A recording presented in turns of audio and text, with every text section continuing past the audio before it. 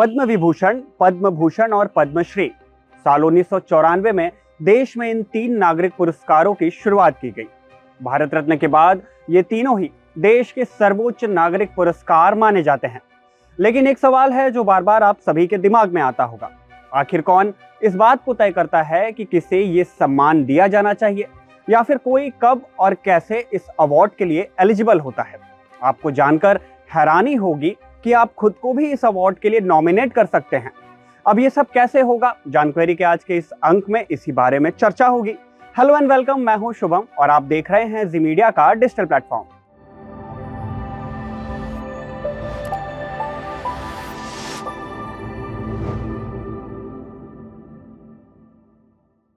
हर साल ही हजारों की संख्या में लोग दूसरों के साथ ही साथ खुद को भी पद्म सम्मान के लिए नॉमिनेट करते हैं। इन्हीं लोगों में से कुछ लोगों का काम देखकर उनका नाम चुन लिया जाता है और फिर उनके काम के हिसाब से उन्हें पद्म विभूषण, पद्म भूषण या फिर पद्मश्री अवार्ड दे दिया जाता है। अहम बात यह है कि इन पद्म पुरस्कारों के लिए ऑनलाइन नॉमिनेशन भी किए जाते हैं। इसके लिए अगर कोई व्यक्ति खुद को या किसी और को इसके पात्र समझता है तो वो भी उन्हें नॉमिनेट कर सकता है। भारत सरकार के राष्ट्रीय पुरस्कार पोर्टल पर दी गई जानकारी के अनुसार कोई भी व्यक्ति पद्म पुरस्कारों के लिए अपना नॉमिनेशन फाइल कर सकता है। हालांकि सरकारी और सार्वजनिक विभागों के कर्मचारी अपने लिए आवेदन नहीं कर सकते, लेकिन सरकारी डॉक्टर और वैज्ञानिकों को इससे अलग रखा गया है और उन्हें इन पद्म पुरस्कारों की सूची में एलिजिबल मानते हुए उनका नाम शामिल किया जा सकता है।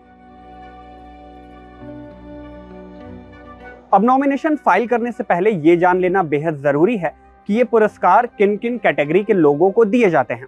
कला, सामाजिक कार्य, सार्वजनिक जीवन, विज्ञान और इंजीनियरिंग, कारोबार और उद्योग, चिकित्सा, साहित्य और शिक्षा, सिविल सर्विस, खेल, इसके अलावा आध्यात्म, योग, वन्य जीवन संरक्षण, पाक कला, कृषि, इनोवेशन, पुरातत्व, वास्तुकला जैसी कैटेगरी में उल्लेखनीय कार्य करने वालों को पद्म पुरस्कारों से सम्मानित किया जाता है।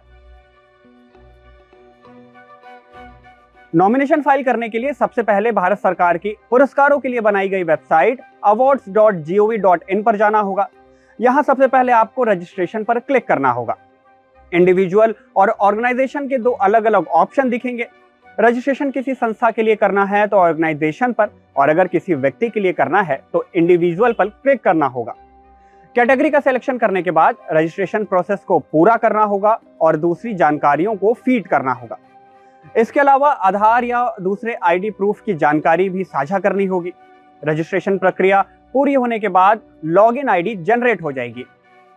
अब लॉगिन आईडी बनने के बाद पद्म पुरस्कार की कैटेगरी को क्लिक करना होगा, यानी कि सेलेक्ट करना होगा।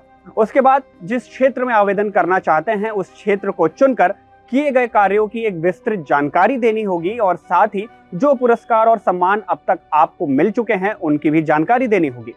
इनके बाद फोटो और थोड़ी बहुत पर्सनल डिटेल फिट करके आप अपने नॉमिनेशन को पूरा कर पाएंगे।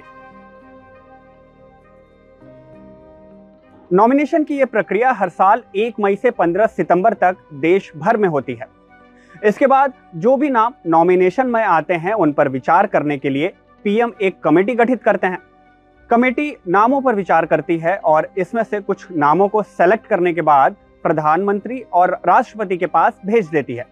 प्रधानमंत्री और राष्ट्रपति की मंजूरी के बाद पद्म पुरस्कार के लिए नाम तय हो जाते हैं और तब इसकी घोषणा की जाती है।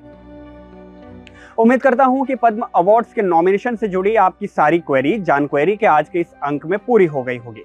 जानक्वेरी के आज के इस अंक का यहीं इतिश्री करेंगे। देश दुनिया की ऐसी रोचक जानकारी आपको देते रहेंगे। आप देखते रहिए जी मीडिया का डिजिटल प्लेटफॉर्म।